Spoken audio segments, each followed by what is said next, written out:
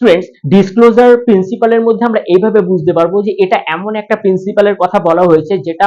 প্রতিটা কোম্পানিকে যারা আর্থিক বিষয়ে লেনদেন করে বা মানুষের ইকুইটি নিয়ে বা ইনভেস্টরদের ইকুইটি নিয়ে যারা সিস্টেমসকে অপারেট করে এবং দীর্ঘমেয়াদী বা স্বল্পমেয়াদী বা মধ্যমেয়াদী বিজনেস করে,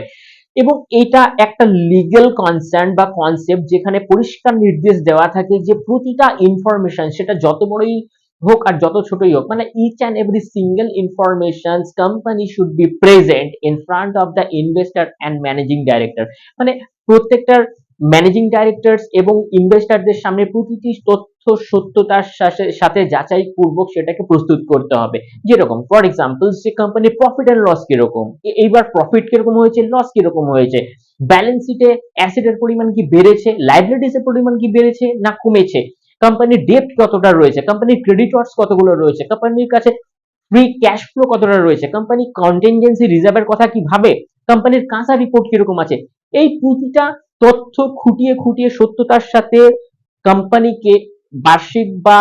অর্ধবার্ষিকী হারে সেটাকে প্রস্তুত করতে হয়। এই যে প্রিন্সিপালটা, এই সামগ্রিক যে তথ্য পেশের যে প্রক্রিয়া, এটাকে বলা হয় ডিসক্লোজার প্রিন্সিপাল। ফর এক্সাম্পল,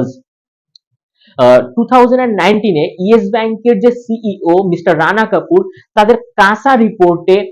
অনেক কিছু